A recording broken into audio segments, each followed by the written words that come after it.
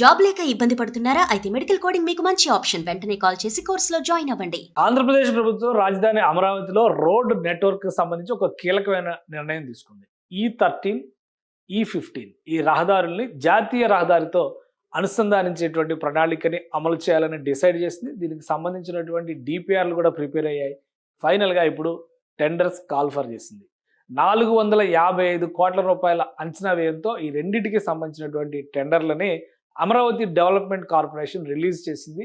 2 ఏళ్ల సమయాన్ని కాలపరిమితిగా విధిస్తూ ఈ మార్గాల్ని అభివృద్ధి చేసి నిర్మించేటువంటి బాధ్యతని ఆయా సంస్థలకు అప్పగించేటువంటి అవకాశం ఉంది. అసలు ఈ రహదారులు ఏంటి, దీనివల్ల కలిగేటువంటి ప్రయోజనం ఏంటి, జాతీయ రహదారితో వీటిని అనుసంధానించాల్సినటువంటి అవసరం ఎందుకు వచ్చింది, ఒకసారి విశ్లేషించేటువంటి ప్రయత్నం చేద్దాం. అమరావతిలో రోడ్ నెట్వర్క్కి చాలా ప్రత్యేకమైనటువంటి స్థానం ఉంది. రాష్ట్రానికి సంబంధించినటువంటి మ్యాప్ పరంగా మనం చూస్తే కనుక అమరావతిలో కీలకమైనటువంటి ఎయిమ్స్ వ్యవస్థ ఏర్పాటైంది. అంటే మంగళగిరి ప్రాంతంలో ఏర్పాటైనటువంటి ఎయిమ్స్ దానిని బయట ప్రపంచంతో అనుసంధానించేటువంటి ప్రణాళిక. ఇది మొత్తం కూడా రోడ్ నెట్వర్క్తో ముడిపడి ఉన్నటువంటి అంశంగా మనం చూడాల్సి ఉంటుంది. అమరావతి రోడ్ నెట్వర్క్ మ్యాప్ని కనుక ఒకసారి చూస్తే ఇటు రెడ్ అలానే ఈ బ్లూ లైన్స్ ఇవన్నీ కూడా తూర్పు నుంచి వెళ్ళేటువంటి రహదారులు, ఉత్తరానికి వెళ్ళేటువంటి రహదారులు. ఈ విధంగా ఒక ప్రణాళికని రూపొందించింది. గతంలోనే ఈ ప్రణాళికలో భాగంగానే ఈ కొసన అంటే చివరగా అమరావతి శివారు ప్రాంతాలుగా ఉన్నటువంటి మార్గాల్లో 2 ప్రధానమైనటువంటి రహదారులు ఉన్నాయి. అది ఒకటి E15 అలానే E13. అయితే వీటిని గతంలో అనేక చోట్ల గ్రిడ్ రూపంలో డెవలప్ చేయాలనేటువంటి ఆలోచన రాష్ట్ర ప్రభుత్వం చేయడము, అయితే అప్పుడు జరిగినటువంటి పరిణామాలను దృష్టిలో పెట్టుకుని ఈ ప్రణాళికని అలా అక్కడతో ఆగిపోవడం, ఈ 2 అంశాలని ఇప్పుడు పరిగణలోకి తీసుకుని చూస్తే కనుక మార్పులు చేర్పులు ఏ విధంగా ఉండవు. ఇది మాస్టర్ ప్లాన్లో ఉన్నటువంటి ప్రణాళిక, మాస్టర్ ప్లాన్లో ఉన్నటువంటి గ్రిడ్ నెట్వర్క్. అయితే కొన్ని ప్రాంతాల్లో ఇలా ఈ అంచుల దగ్గర రహదారుల్ని కలపకుండానే, ఎందుకంటే ఇన్నర్ రింగ్ రోడ్లు వస్తాయని, రైల్వే ట్రాక్లు వస్తాయని, అలానే నేషనల్ హైవేకి ఇంటర్ కనెక్టివిటీలు వస్తాయని చెప్పని, అవుటర్ రింగ్ రోడ్ వస్తుందని కొన్ని ప్రణాళికలను అప్పట్లో పెండింగ్లో ఉంచారు. ఇప్పుడు వాటికి శాశ్వతత్వం కల్పించేటువంటి ప్రణాళికని ఆంధ్రప్రదేశ్ ప్రభుత్వం సిద్ధం చేస్తుంది. వాస్తవానికి E3గా చెబుతున్నటువంటి సీడ్ యాక్సిస్ రోడ్డు ముందుగా నేషనల్ హైవే కనెక్ట్ అవ్వాల్సిన తాడేపల్లి దగ్గర ఈ రహదారి. అయితే లీగల్గా ఉన్నటువంటి కొన్ని సమస్యల వలన దాన్ని ఇమీడియట్గా ముందుకు తీసుకెళ్లేటువంటి పరిస్థితి లేదు. ప్రస్తుతం చర్చలు జరుగుతున్నాయి. అక్కడ ఉన్నటువంటి కేసులకు సంబంధించినటువంటి అంశాలపైన సంప్రదింపుల ప్రక్రియ జరుగుతుంది. ఈలోగా ఇతర ప్రాంతాలను అనుసంధానించేటువంటి ప్రణాళికని ముందుకు తీసుకెళ్లే ప్రయత్నం అమరావతి డెవలప్మెంట్ కార్పొరేషన్ చేసింది. అందులో భాగంగా 2 ముఖ్యమైనటువంటి ప్రాంతాలని E15 అలానే ఇక్కడ ఉన్నటువంటి E15, E13 ఈ 2 వ్యవస్థలని కూడా అనుసంధానించాలనేటువంటి నిర్ణయం తీసుకుంది. ఇందులో E15 చాలా చిన్న వ్యవస్థగా, చిన్న దారిగా మనం చూడాల్సి ఉంటుంది. ఈ E15 కేవలం 2.3 కిలోమీటర్ల రహదారి, 2.3 కిలోమీటర్ల రహదారి కాబట్టి కేవలం 70 కోట్ల రూపాయలతో నిర్మించడానికి ఇది అవకాశం ఉంది. ఈ 70 కోట్ల రూపాయలకు సంబంధించినటువంటి టెండర్స్నే ఇప్పుడు అమరావతి డెవలప్మెంట్ కార్పొరేషన్ రిలీజ్ చేసింది.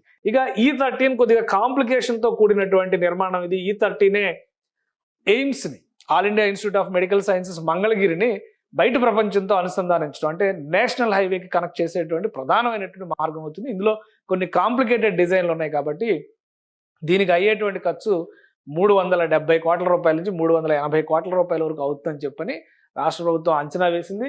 సో అది నిర్మాణానికి సంబంధించి కూడా 3.5 కిలోమీటర్లు అంటే 3.5 కిలోమీటర్లు నిర్మించేటువంటి ప్రణాళిక. అది 3.5 కిలోమీటర్ల నిర్మాణం ఏ విధంగా ఉండబోతుంది, దానికి సంబంధించినటువంటి డిపిఆర్లు కూడా మన దగ్గర ఉన్నాయి. ఒకసారి వాటిని విశ్లేషించేటువంటి ప్రయత్నం చేద్దాం. ఇది రహదారి వ్యవస్థకు సంబంధించిన వ్యవస్థ అయితే దీనిలో డిపిఆర్లను రూపొందించేటువంటి క్రమంలో ఇది ఆంధ్రప్రదేశ్ మ్యాప్, ఇండియాలో ఆంధ్రప్రదేశ్ మ్యాప్, అలానే ఆంధ్రప్రదేశ్లో అమరావతికి సంబంధించినటువంటి స్వరూపాన్ని ఇందులో పొందుపరిచారు. ఇది అమరావతి డెవలప్మెంట్ కార్పొరేషన్ తయారు చేసినటువంటి డిపిఆర్ రిలేటెడ్ ఇష్యూ ఇది.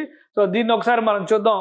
ముందుగా ఏదైతే చెప్పారో E15 రహదారి, E15 రహదారికి సంబంధించినటువంటి రూపకల్పన ఇక్కడ జరుగుతుంది. ఇక్కడ ఈ T జంక్షన్ తరహాలో కనిపిస్తున్నటువంటి మార్గమే ఇది ప్రాజెక్ట్ లొకేషన్.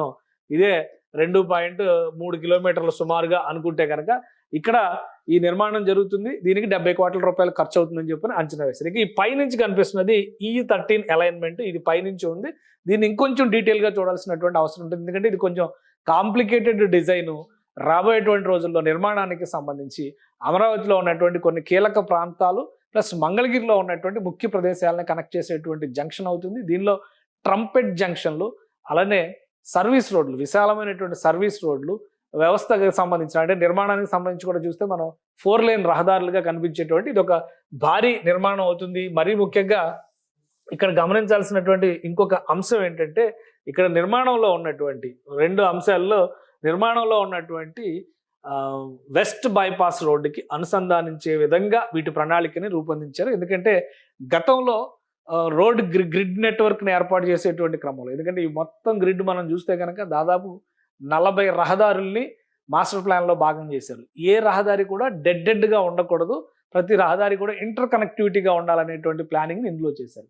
సో ఆ క్రమంలోనే వెస్ట్ బైపాస్ రోడ్డు ఇక్కడ వచ్చేసినటువంటి ఈ పింక్ కలర్ లైన్ మొత్తం వెస్ట్ బైపాస్ రోడ్ ఇక్కడ చిన్నకాకాని దగ్గర నేషనల్ హైవేకి కనెక్ట్ అయ్యేలాగా దీన్ని రూపొందించారు. నేషనల్ హైవే అంటే NH-16 కలకత్తా చెన్నై రహదారి, ప్రధానమైనటువంటి రహదారి ఇది.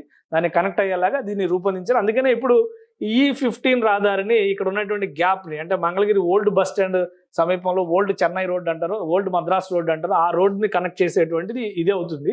ఇక E13 అనేది ఈ మార్గంలో వస్తుంది. ఇక్కడ వరకే ఎండ్ అయ్యేటువంటి ప్లానింగ్ అప్పట్లో ఉంది. ఇప్పుడు ఈ ప్రాంతం అంతా కూడా విస్తరించింది. ఎయిమ్స్ లాంటి వ్యవస్థలు ఇక్కడ ఏర్పాటైనాయి. సో వీటిని కనెక్ట్ చేసేటువంటి ప్రణాళికని ఇందులో భాగంగా తీసుకున్నారు. సో ఆ డిపిఆర్లో మరింత డీటెయిల్గా ఈ అంశాలు ఉన్నాయి. ఆ డిపిఆర్ని ఒకసారి పరిశీలిద్దాం. E13కి సంబంధించినటువంటి డిజైన్లో ఉన్న కాంప్లికేషన్స్ ఏంటో మనం చూద్దాం. ఇది శాటిలైట్ చిత్రం.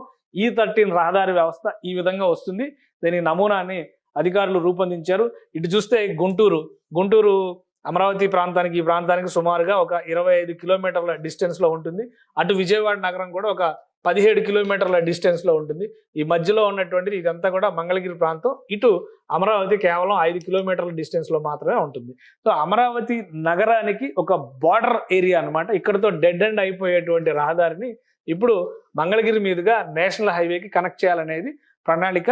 ఈ కనెక్టివిటీ జరిగితే కనుక అమరావతి నగరంలోకి రాకపోకలు, నలువైపులా ఉండేటువంటి రాకపోకలు సులువుగా జరుగుతాయనేటువంటి ఆలోచన రాష్ట్ర ప్రభుత్వం చేసింది. దీన్ని అనుకున్నదే తడవగా దీనికి సంబంధించినటువంటి డిపిఆర్ని రూపొందించే పనిలో అమరావతి డెవలప్మెంట్ కార్పొరేషన్ నిమగ్నమైంది.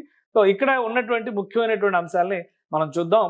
ఇది మంగళగిరి టౌన్, అంటే మంగళగిరి ఏరియా ఇప్పుడు డెవలప్ అయినటువంటి మంగళగిరి, ఎర్రబాలెం, మంగళగిరి సిఆర్డిఏ బార్డర్, ఇదంతా కూడా బార్డర్ ఏరియా అవుతుంది. మంగళగిరి కూడా కొన్ని గ్రామాలు మాత్రమే, మంగళగిరిలో ఉన్నటువంటి కొన్ని గ్రామాలు మాత్రమే సిఆర్డిఏ పరిధిలోకి వస్తాయి. కానీ మంగళగిరి మాత్రం రాజధానిని ఆనుకుని ఉన్నటువంటి పట్టణ ప్రాంతంగా మనం చూడాల్సి ఉంటుంది. అదే క్రమంలో ఈ గ్రీన్లో ఉన్నటువంటి అన్ని కూడా ఇవి కొండలు అనమాట. ఈ కొండల మధ్యలో 280 ఎకరాల భూమి ఉంది. దాదాపుగా ఈ 280 ఎకరాల భూమినే ఎయిమ్స్ మంగళగిరిగా డెవలప్ చేశారు. ఇక్కడ ఒక టౌన్షిప్ అనమాట. ఈ ప్రాంతంలో ప్రయాణం చేస్తున్నటువంటి వాళ్ళకి హైవే మీద, ఎందుకంటే ఇది హైవే మీద ఎవరికి కూడా కనపడదు మంగళగిరి ఎయిమ్స్ ఎక్కడ ఉందనేది. ఆ 2 కొండల మధ్య దాచుకుని ఉన్నట్టుగా కనిపిస్తుంది. ఒక ప్రధానమైనటువంటి ఆరోగ్య వరప్రదాయనిగా మారేటువంటి వ్యవస్థ ఇది, ప్రతిష్టాత్మకమైనటువంటి సంస్థ. ఇక సిఆర్డిఏకి సంబంధించి ఈ ప్రాంతంలో డిజిగ్నేట్ చేసినటువంటిది హెల్త్ సిటీ, అంటే హెల్త్ సిటీకి అత్యంత సమీపంలో ఈ మంగళగిరి ఎయిమ్స్ నిర్మాణం కూడా జరిగింది.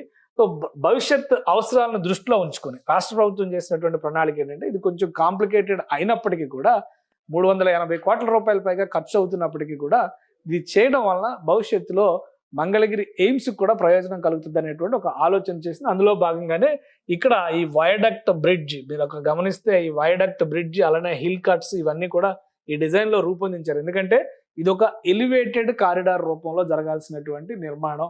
ఇలానే ఇటు నుంచి చూస్తే ఇక్కడ ఒక క్రాస్ ఓవర్ చూస్తే కనుక విజయవాడ గుంటూరు రైల్వే లైన్ కూడా ఈ మార్గంలోనే వస్తుంది. కాబట్టి మంగళగిరి రైల్వే స్టేషన్ కూడా ఇక్కడ సమీపంలోనే ఉంది. మంగళగిరి బస్ స్టాండ్ కూడా దీనికి సమీపంలోనే ఉంటుంది.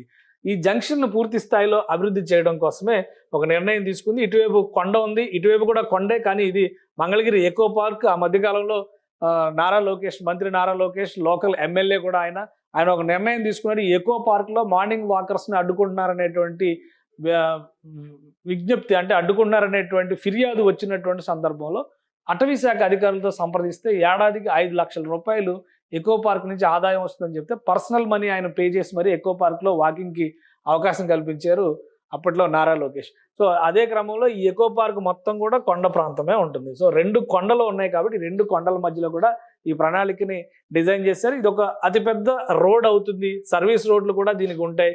ఎలివేటెడ్ కారిడార్ రూపంలో కొంత నిర్మాణం జరుగుతుంది. అలానే దీనికి కొంత అండర్ గ్రౌండ్ నిర్మాణం కూడా జరిగేటువంటి అవకాశం ఉంది. అది కూడా మీకు ఒకసారి నేను విశ్లేషిస్తాను. ఇలా మెయిన్ రోడ్కి NH-16 కనెక్ట్ అయ్యేటువంటి క్రమంలో ఇటు 2 రోడ్లు ఇటు కనెక్ట్ అవుతాయి. మళ్ళీ ట్రంపెట్ జంక్షన్ తరహాలో రోడ్ అవతల నుంచి వచ్చేటువంటి పాయింట్స్ని ఇటు వెళ్ళే వాళ్ళు ఇటు వెళ్ళే వాళ్ళు ఇటు సర్వీస్ రోడ్లు కనెక్ట్ అయ్యే విధంగా డిజైన్ చేశారు. అందుకనే ఇందులో చాలా కాంప్లికేషన్ ఉంది, ఈ డిజైన్లో ఖర్చు కూడా ఎక్కువ ఉంది అనేటువంటి మాట కనిపిస్తుంది. ఇగో ఇక్కడ చూస్తే మనకి రోడ్స్ డిస్టెన్స్ కూడా వేశారు. గుంటూరు 27 కిలోమీటర్లు వస్తుంది, అటు విజయవాడ కేవలం 13 కిలోమీటర్లే వస్తుంది. మనం 17 కిలోమీటర్లు అనుకున్నాం కానీ ఇంకా తక్కువే వస్తుంది. విజయవాడకు అతి సమీపంగా ఉండేటువంటి ప్రాంతంగా కనిపిస్తుంది. అలానే హాయ్లాండ్, ఈ పేరు వింటే చాలా మందికి అగ్రిగోల్డ్ గుర్తొస్తుంది. అగ్రిగోల్డ్ సంస్థ ఏర్పాటు చేసినటువంటి హాయ్లాండ్కి ఇది అత్యంత సమీపంలో ఆనుకుని ఉండేటువంటి ప్రదేశంగానే మనం చూడాల్సి ఉంటుంది. సో ఇది డిజైన్. ఈ డిజైన్లో ఉన్నటువంటి కాంప్లికేషన్స్ని మనం ఒక్కసారి పరిశీలించి చూస్తే కనుక ఇక్కడ ఎలివేటెడ్ కారిడార్ల నిర్మాణం జరుగుతుంది. ఎలివేటెడ్ కారిడార్ రూపంలో వచ్చి ఇలా కొండ ప్రాంతంలోకి వచ్చిన తర్వాత హిల్ కట్ని తీసుకుని దీనిలో నుంచి ఒక అండర్ పాస్ రూపంలో, అంటే కొండని ఖచ్చితంగా తవ్వాల్సినటువంటి పరిస్థితి ఉంటుంది. దాంట్లో ఇబ్బందులు రాకుండా కొండకి మళ్ళీ సేఫ్టీ వాల్ కూడా కట్టేటువంటి పరిస్థితి ఉంటుంది. టోటల్ ట్రంపెట్ జంక్షన్ వరకు వచ్చేటువంటి ప్రణాళిక ఇది. సిఆర్డిఏ బౌండరీ నుంచి మొదలవుతుంది. ఎందుకంటే నిర్మాణానికి అప్పట్లో ఆల్రెడీ రూపొందించినటువంటి మ్యాప్ చూస్తే కనుక చాలా క్లియర్ పిక్చర్ అర్థమవుతుంది. సో ఇటు తాడికొండ వైపు వెళ్ళేటువంటి రహదారి, అంటే మిగతా ఏరియా మొత్తాన్ని మనం చేస్తే కేవలం రహదారికి సంబంధించినటువంటి ప్లానింగ్ ఇది. మంగళగిరి జంక్షన్, అటువైపు వెళ్తే విజయవాడ, ఇటువైపు చూస్తే కనుక ఇది డిజైన్. సో ఇది మొత్తం ప్రణాళిక. ఈ ప్రణాళికని పక్కగా అమలు చేయడానికి 2 సంవత్సరాల కాలాన్ని ప్రభుత్వం నిర్దేశించింది. 2 సంవత్సరాల కాలాన్ని ఈ ప్రాజెక్ట్ కంప్లీట్ చేయడానికి రాష్ట్ర ప్రభుత్వం డిసైడ్ చేసింది. ఈ 2 సంవత్సరాల్లో అటువైపు సీడాక్సిస్ రోడ్డు వైపు ఉన్నటువంటి మార్గాల్ని అభివృద్ధి చేయడం, అలానే ఇటు గుంటూరు వైపు నుంచి నర్సరావుపేట, సత్తెనపల్లి వైపు నుంచి వచ్చేటువంటి మార్గాల్ని అనుసంధానం చేయడం, అమరావతికి 8 వైపులా ఉన్నటువంటి రహదారి వ్యవస్థని బలోపేతం చేయడం, ఈ 2-3 సంవత్సరాల్లోనే చేయాలనేటువంటి సంకల్పంతో రాష్ట్ర ప్రభుత్వం డిసైడ్ చేసింది. టోటల్ రోడ్ నెట్వర్క్ చూస్తే కనుక దాదాపు 40 రహదారులు అభివృద్ధి చేసేటువంటి పరిస్థితి ఉంది. దాన్ని బయట రహదారులతో, జాతీయ రహదారులతో, ముఖ్యంగా అటు రాయలసీమ నుంచి వచ్చేటువంటి రహదారులు, హైదరాబాద్ వైపు నుంచి వచ్చేటువంటి రహదారులు, ఇటు విశాఖపట్నం వైపు నుంచి వచ్చేటువంటి రహదారులు, ఇటు మద్రాస్ అంటే నెల్లూరు, ఒంగోలు, గుంటూరు వైపు నుంచి వచ్చేటువంటి రహదారులు, ఇవన్నీ కూడా ఎటు నుంచి చూసినా కానీ అమరావతిలోకి ఒక యాక్సెస్ పాయింట్ ఉండే విధంగా రాష్ట్ర ప్రభుత్వం ప్రణాళికను సిద్ధం చేసింది. ఎందుకంటే గతంలో జరిగినటువంటి తప్పిదం, గతంలో నిర్ణయాలు తీసుకున్న తర్వాత కూడా ఆంధ్రప్రదేశ్ ప్రభుత్వం కేవలం అమరావతి ప్రాంతంలో మాత్రమే నిర్మాణాలు జరిగినాయి, కానీ అమరావతి ప్రాంతాన్ని బాహ్య ప్రపంచంతో అనుసంధానించేటువంటి నిర్మాణ ప్రణాళిక జరగలేదు. దాన్ని దృష్టిలో పెట్టుకుని ఒక సమగ్ర ప్రణాళికని అమలు చేయాలనేటువంటి నిర్ణయానికి వచ్చింది. ఆ క్రమంలోనే ఈ నిర్ణయాలు తీసుకుంటూ ముందుకు సాగుతుంది. ఇప్పుడు ఈ రోడ్ నెట్వర్క్ విషయంలో ఒక సమగ్ర ప్రణాళిక, అటు ఔటర్ రింగ్ రోడ్డు, ఇటు ఇన్నర్ రింగ్ రోడ్డు దగ్గర నుంచి ఇంటర్ కనెక్టివిటీ, నేషనల్ హైవేస్, ఇవన్నిటితో కూడా అనుసంధానించేటువంటి సమగ్ర ప్రణాళికని ఇప్పుడు అమలు చేసే దిశగా ఆంధ్రప్రదేశ్ ప్రభుత్వం ప్రణాళికను సిద్ధం చేసింది. ఇప్పుడు అమరావతి డెవలప్మెంట్ కార్పొరేషన్ రిలీజ్ చేసినటువంటి టెండర్లో అవి కీలక దశకు చేరినట్టుగా కూడా మనం భావించవచ్చు. ఈ 2 రహదారులు నేషనల్ హైవేతో అనుసంధానించేటువంటి ప్రక్రియ 2 ఏళ్లలో పూర్తయితే కనుక గుంటూరు వైపు నుంచి వచ్చేటువంటి వాహనాలన్నీ కూడా నేరుగా అమరావతిలోకి వెళ్ళడానికి ఒక డైరెక్ట్ లింక్ ఏర్పడినట్టుగా మనం భావించవచ్చు. గుంటూరు, ప్రకాశం, నెల్లూరు జిల్లాల వైపు నుంచి వచ్చేటువంటి వాహనాలన్నీ కూడా. సో అందుకనే రాష్ట్ర ప్రభుత్వం ఈ ప్రణాళికని ఇమ్మీడియట్గా ఫ్లోట్ చేయాలని అధికారులకు ఆదేశాలు జారీ చేసింది. అమరావతి డెవలప్మెంట్ కార్పొరేషన్ దీనికి సంబంధించినటువంటి నిర్మాణ బాధ్యతలను పర్యవేక్షిస్తోంది. టెండర్లలో కోట్ చేసేటువంటి సంస్థలను చూసి L1 డిసైడ్ అయిన తర్వాత బహుశా ఈ ప్రొసీజర్ అంతా కంప్లీట్ అవడానికి మాక్సిమం 15 నుంచి 20 రోజులు పట్టేటువంటి అవకాశం ఉంది. ఇది కంప్లీట్ అయితే కనుక ఇమీడియట్గా ఈ పనుల అలాట్మెంట్ కూడా జరిగిపోతుంది. సుమన్ టీవీలో మీ పర్సనల్ అండ్ బిజినెస్ ప్రమోషన్స్ కోసం కింది నెంబర్కి కాంటాక్ట్ చేయండి.